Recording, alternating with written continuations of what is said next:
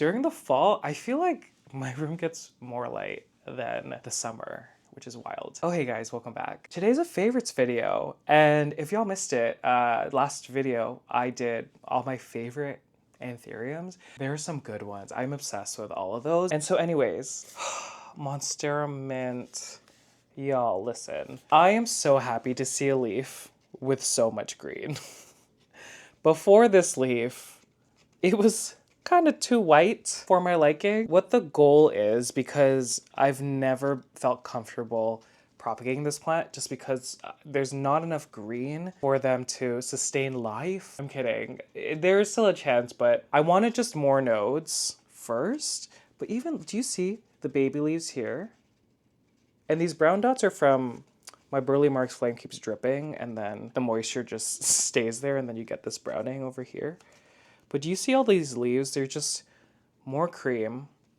I do have to say though that compared to the elbow, I guess, they really are okay. Like they're a lot thicker in my opinion, which is great because man, imagine if all these white leaves were so fragile. It's always so fascinating looking at the front and then looking at the back of the leaf. It is showing like minty characteristics. The reason why I want to propagate it, I am so worried when it comes to the roots.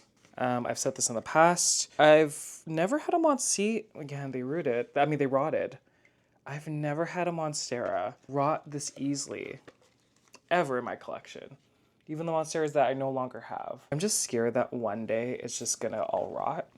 I think right now it's just sections, and because I'm utilizing a moss pole here, and it looks gross, I know, but utilizing a moss pole to channel new roots into the moss, build that root system, she's been okay. I think because she didn't have that much green, it was difficult for the plant to sustain, and she sustained them. I think too much energy is going into these leaves. So I'm very happy to see this green. Like I'm so excited after all of these leaves. And again, because there's lots of variegation, she's not the fastest. She's quite slow. This is my plan. I think with the newest leaf, I might like take a top cutting and like try it in tree fern and then propagate the rest of the plant depending if there's any root system left. But I'm very excited. So again, Monstera Mint. Oh, we gotta show the Monstera really nicely. I'm touching the new leaf right now. Oh my gosh, I'm so excited.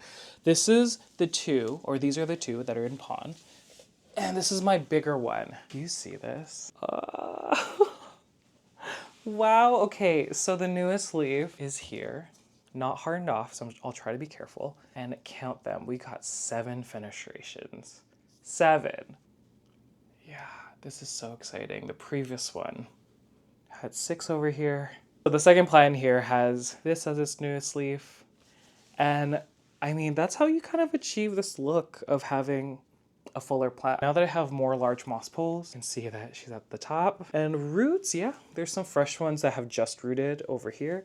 You can see a lot of old ones. Look at this. So this isn't the only one I'm gonna show. I'm gonna show one from each medium. So this one is living in pon. Obviously I'm the most excited because she has 7 fennies, the new leaf, and obviously she just looks so amazing. Look at her, guys. Wow. The only one I have in leca is this one. Oh my gosh. You see, oh my gosh. Right over here.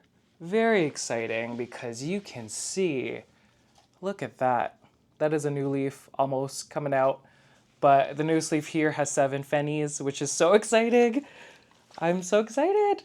I'm so shocked that like it's this short and it's pushing out so many fenestrations. I know she has a moss pole, which she's rooted in, and she's living in leca. Wow. I did transfer her recently into a bigger bucket just because the roots were really taking over. And so, you see, and there's a new root that is growing. Find in these situations, just based on my experience. So it's now a 5-gallon bucket, which is a lot taller. Previously, it was a 3-gallon bucket. And what I see, even though the roots are okay in the beginning when it comes to Monstera, a lot of the time, because the roots overlap each other, they kind of take away that air. And with that, they kind of just rot because obviously your roots need to have aeration. And because you can see that the roots started piling up on each other, I wanted to give it a bigger planter just so it had more room. Yeah, I mean, she's doing just great. I'm really excited to see how many fenestrations this is gonna have. Last but not least, ooh. Girl, are you okay? Okay, this one was folded, whoopsies. This is the one in tree fern. So she looks chaotic. This is the leaf that I was saying was folded. So she's not hardened off yet. That's why she's a little light over here. The new leaf on the second plant is this one. Again, not hardened off yet. 4 fennies. This is one of my 2 that are in my tree fern mix. But yeah, the Burle Marx Flame, so amazing. My favorite plant of all time. Okay, I'm gonna have to tilt my camera up for the next one. So, Philodendron Melanochrysum. Long story short, I ignored it, and then when I started paying attention, I was feeding it, I started air layering it. She pushed out this gorgeous leaf. She now has a new one that hasn't hardened off, and I'm just like obsessed. Y'all know me, I like keeping the old leaves, so you can see a lot of the bad here. So this was the last leaf it pushed out before I was like, Kevin, pay attention to this plant. This is the brand new leaf up here. Oh my gosh, see, I need to... Wow. Do you see how long? Do you see how long, guys? Wow. So she's going to darken. I don't think she's close to hardening off yet. I have these 2 areas here where I air layered. There's a root system. I'm just trying to keep it a little bit moist. And it's funny because the new leaf is a lot, it's smaller than the one before that. So let me just show you if I rotate it. So this is the first leaf it pushed out when I started paying attention to it. It is the biggest, longest leaf that my Melanochrysum has ever pushed out. Yeah, I'm very excited. It looks amazing. Maybe one more leaf, or once this leaf hardens off, this top one, I am gonna take a top cutting since I've air layered it. I think she'll be okay, hopefully. And then I'm gonna put it into tree fern because y'all know that this mix, and let me just show you the rest of the leaves if I can. You can see that the leaves were suffering so hard because this mix is from like 2021 or 2020. I didn't fertilize a lot. So I really was using my nutrient solution to feed this plant, and it pushed out these gorgeous leaves here. So this one over here, and then the one up there. Do you see that? Y'all, this Maranta silver band, it is absolutely stunning. Look at this. It's really grown so much. I can't believe it either. And there are multiple plants in here, and I just didn't know how this was gonna grow in Leca. Like, she loves it. I do want to say that there have been moments where like I've dried it out. I never realized. I should have known because I guess they're kind of like calatheas where they're super thirsty and they need like a very moist soil situation. But there have been times that it's dried out. So I actually don't know if these brown tips are because of missed watering or if my nutrient solution maybe is a little too strong. Either way, like I checked on all of them, they're all the oldest leaves. So because I'm seeing that, I'm not worrying. I would worry if it was a newer leaf. But yeah, she's trailing down. You can see that, you can barely see the pot here. And I never look at this plant. I only look at it at the 2-week mark. She's not under grow light. I think people were telling me that it doesn't need that much light. She is like up against my south-facing window, but on my top shelf. So I don't know if you can see. Oh my God, something's falling. Up here. So moments like this where it's super sunny, it gets a lot of light. Oh yeah, and I also, the browning might be because look at the roots. I don't know how they'll do sitting in the reservoir, but there's a lot. And that's another reason why the reservoir has dried out a lot. So it could be like 3 reasons. Roots sitting in the reservoir, my nutrient solution being a little too strong, or the times that it's dried out completely and there hasn't been any water or nutrient solution in the reservoir. So those are the 3 things that I could think of. But what a stunner. Okay, Philodendron Luxurians. I haven't shown this in a while. It might have been in the background on my previous videos, but remember when a year ago I was like, I need to experiment with terrestrial philodendrons climbing. I think I could have succeeded, but there was just a point where I just ignored it. Like I wasn't looking at it. So it's now going this way. It's going up like this and it's going like that. I am so happy that this plant is doing just fine. And I don't think I've ever shown the new leaf before. Look at this. Glowing with glowing hearts. It's actually a glowing heart. We see thee rise from far and wide, oh Canada, we stand on guard for thee. Wow. And another plant I never looked at. So this was kind of up against my south-facing window. The leaf was facing that way. Oh my God, it is dipping. It is dipping. And then I woke up today, and I think because the reservoir is like non-existent right now, whoops. I woke up today and she was like, I'm trying to reenact it, I don't know why, but she was like horizontal. So I do need to water it. You can see that it's kind of droopy a little bit. The one before that is the one that I think y'all see because she's facing the bedroom. This plant, man, is so beautiful. How come people don't have this plant? And then the oldest leaf is this one. So once a beauty, but she's kind of going. Oh my gosh, this is crazy. Look at this. I've never had more than two that look okay. Are you? Pfft. I couldn't even see y'all because I was behind the leaf. But girl, wow. I think there might be roots in the reservoir. Oh, you're complete.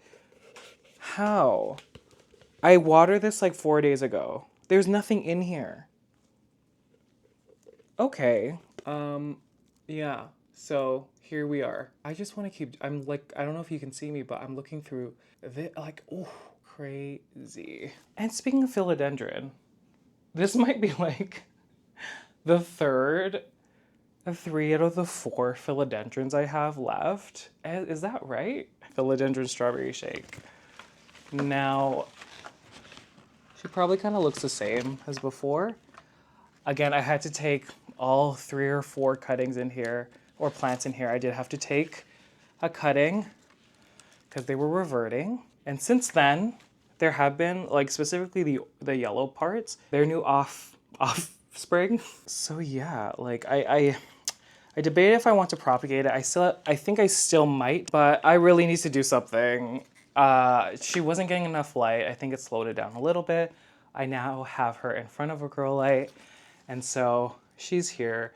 And I really need to pay attention to her because before she was in the corner, now she's right next to the door when I walk in. So I am paying attention to her more, and hopefully she'll push out leaves with balanced variegation. Monstera Aurea, Crispania, but the new leaf is just so pretty. Okay, so this is the plant. Do you see this?